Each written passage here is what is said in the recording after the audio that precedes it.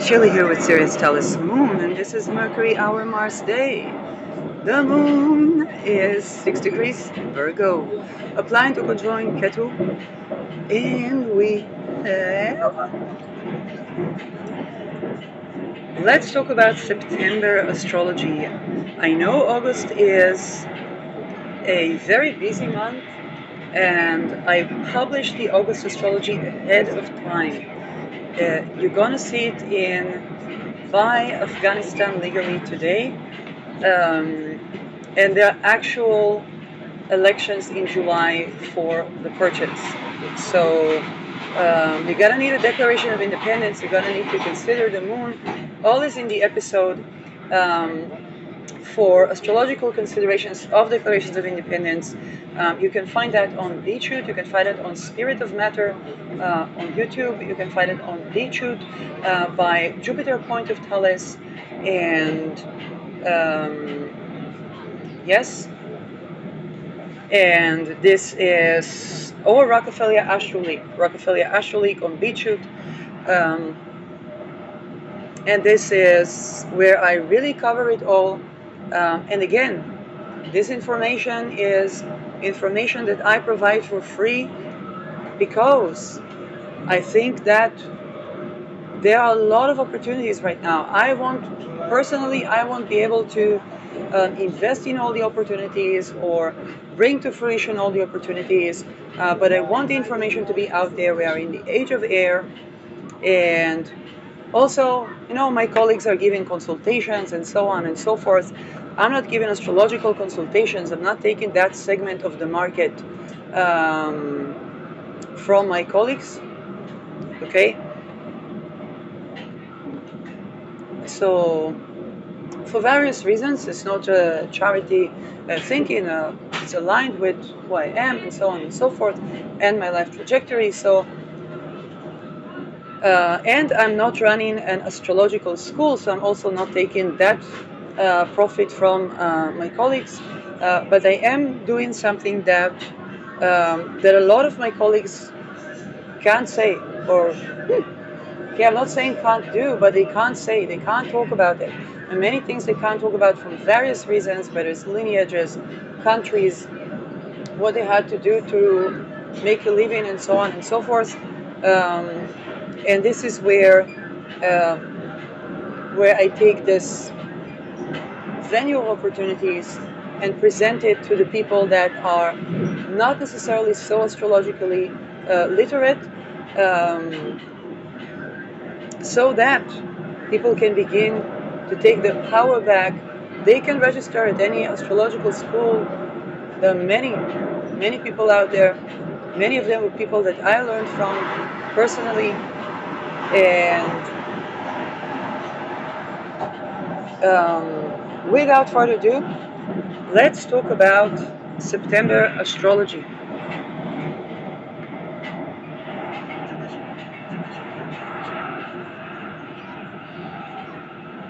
Venus enters Scorpio September 10. At the same day, Mercury ingresses to Libra.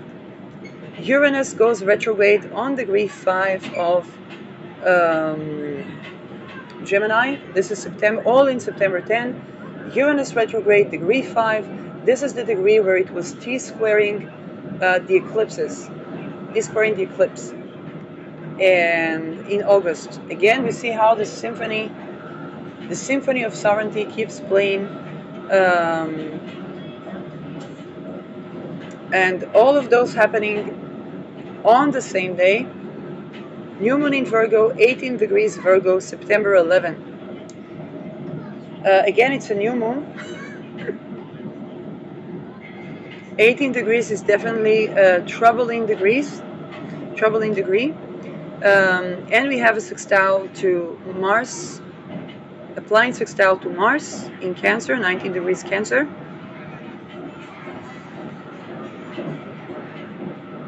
Mercury will be in 0 degree Libra, which is the ruler of this lunation. And Venus will be in 0 degree Scorpio, which brings us back to Mars, that's ruled by the moon.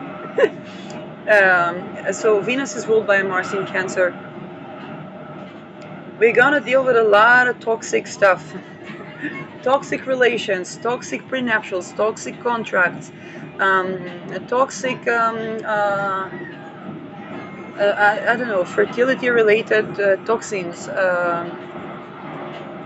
toxic real estate, toxic business, okay? Anything toxic, 18 degree of toxins, poison. And this new moon is the best to do is to become increasingly aware. Lilith, September 14, Lilith ingresses to Capricorn, and this is where we say goodbye to the Lilith of Sagittarius. And Lilith in Capricorn is talking about the sovereignty. Lilith in Capricorn would probably talk about the right of a woman to have a bank account, the right of a woman to run her own business, sexual sovereignty in the face of bureaucracy and trade. Okay, the right of a woman to have her own passport, her own identity. Saturn in Aries, so we're probably going to talk about passport, identity, bureaucracy, business documentation, due diligence, which is going to expose a shit ton of trafficking businesses. Okay, all the things that they try to work against women, they're going to have to give the due diligence for.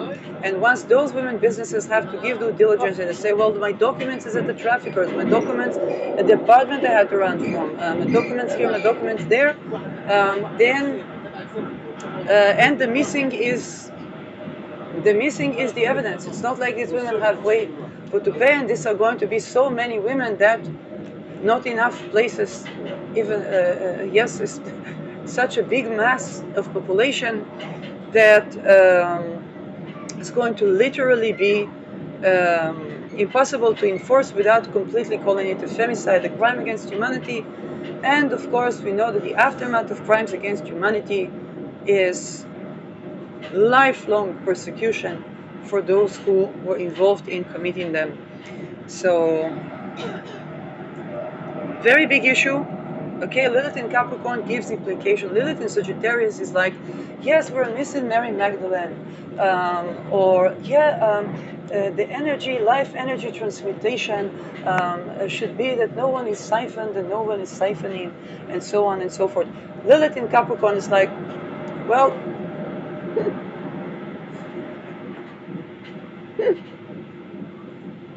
where's your wife's passport? I come from Afghanistan. We don't have passport for the women. It's the property of the men. I don't care what country you come from. Where's your wife's passport? You can't bring her here. You can enter the country, but you can't bring her here if she doesn't have passport. Wait a second. You say for what is wife is considered property? Yes. Talks a little bit with the wife. Wife, do you want to be spy for United States or on Afghanistan, wife? He said, what, have I got a choice? Well, I'm going to give you passport, American passport. Okay, fantastic. And this is how United States undermines United States in various occasions. Now, if a woman is spy from Afghanistan, she's basically escaping trafficking. So she has full diplomatic immunity anyway. Okay, just think Lilith Capricorn. Practic, implication, bureaucracy. Okay?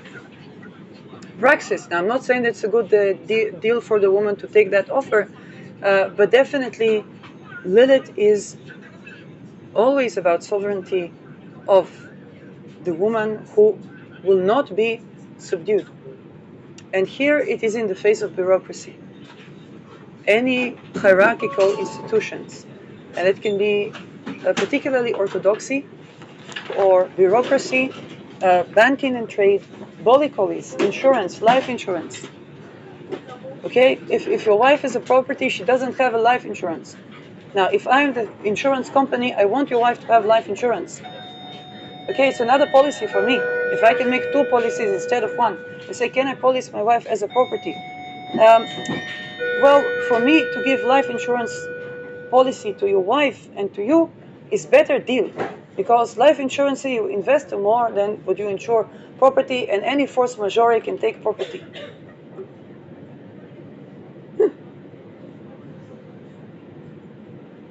Business. Also, if I insure your wife and your wife is property, this property will be damaged very soon. It means that, I don't know, you beat your wife, I have to cover it. You trafficked your wife, your wife got pregnant, I have to cover it. I'm the insurance. Not economic for me to insure you as owning of wife's property. If I give insurance, life insurance to you and to wife, and you have good relations, good for me because you pay me for life insurance, and maybe both of you will die hugged in old age and I get the money. You don't suffer, I don't suffer, she don't suffer, everybody wins. I see that I will need to broadcast this episode right now as well. What happened? Um, so Lilith Capricorn, okay? Completely different thinking than Sagittarius. And this is as of September 14. Chiron leaves Taurus. Chiron leaves Taurus September 18. And by the way, this also shows you how a lot of those gender fights and many fights are generated, first of all, to steal money from the insurance, and secondly, they're not really economic. But sometimes they're generated so that people will rebel. Because if I'm the insurance company and I have to convince a tech mogul that women are not going to be their servants, I don't have a lot to say. But if I generate an actual attempt to enforce that, people rebel, and then when men come to me and they say, I want to insure my wife's property, and I said, listen, we don't insure wife's property because it's not economic policy. It's not good for me as insurance company. Now, talking about polycolis, we're talking about life insurances, okay? If we're talking about retirement insurances, medical health insurances, entire ecosystem of the current medical system is to loot money from the insurance. Do you know how much money, when women are actually not having the rights oppressed, do you know how much money me, the insurance company, saves? If I give women natural birthing, water birthing, yes, water birthing in the insurance, how many children will women have? 1, 2, and travel around the world. Not a lot of children. So I pay 1 bird, 2 birds, and then she says I'm reliable, I pay. She had good experience of birthing, orgasmic, and so on and so forth, in the water, clear water, everybody happy, I win, she wins, the husband wins, the children win, fantastic, everybody come to make insurance by me, I make polycolis for this bank, this company, that company, and for the common people, for this country, that country, fantastic. Yes, and then she never needs me a day in her life. But just for that orgasmic birthing, if for me the insurance, she doesn't pay a lot of money, and I cover this as insurance, but she will pay me for the rest of her life, for her children, just so that it will be, just show everybody, because she trusts the medicine that I give her. Now, if they give her all kinds of medicine that it corrects this, breaks that, corrects this, breaks that, they loot my money. If I'm the insurance, they loot my money. I have to pay them actually money for the medical care.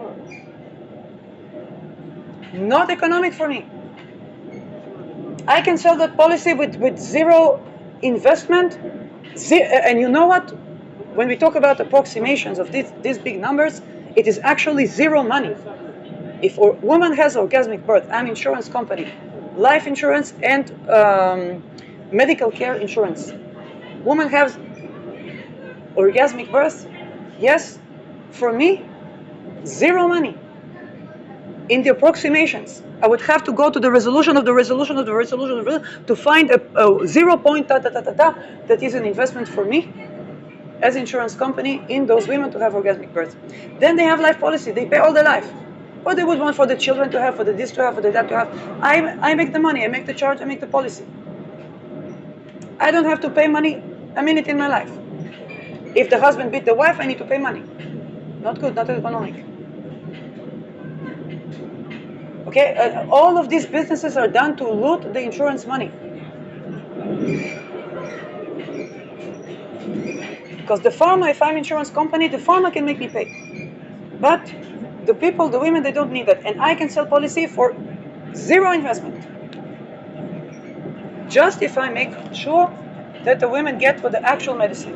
If woman has orgasmic birth, all she needs for orgasmic birth, she will not need me a day in her life. But she will pay for policy and will pay for the children and will pay all her life policy. Why? Because she knows, maybe one time she will need to have a spa with a mineral bath and so on and so forth. Fantastic. She's happy to invest. If she could get it with medical care, fantastic. Happy clients. Now, Chiron leaves Taurus September 18. Sun enters Libra September 23. Full moon in Aries, 3 degree Aries, September 26. And this is full moon conjoining Neptune. And Mars ingresses to Leo September 28. Mercury ingresses to Scorpio. Okay? Light month relative to the other months. The big issue is that it ingresses into Capricorn. Yeah, Uranus goes retrograde, full moon in Aries, new moon in Virgo. But the big issue that September has, the biggest transit is that it ingresses to Capricorn. Okay, and again, I'm going to post this video today. Of course, there are more things that I can get into. Venus opposing Chiron September 10, Mars squares Saturn September 1, Mars squares Chiron September 27. Of course, those are important transits. Mars squares Saturn is, does the business stand the test of time, but also does the test of time stand the business? Okay, because if something is traditional, just like I showed with insurance companies, not economic for me as insurance company to have the pharmaceutical companies looting my money. It's supposed to be my money. I'm supposed to invest it. I'm supposed to reinvest it into businesses, into conglomerates. And even if the money changes hands from the pharmaceutical to this, to that, you know what? Not economic, too much hurdle, bad reputation for the insurance company, bad for me. So this is just one example of what I consider the biggest transit of September 2026. Again, short video. I will post it today because I think knowing that ahead of time might be very, very calming to the minds of people with all those nervous system wrecking social engineering programs.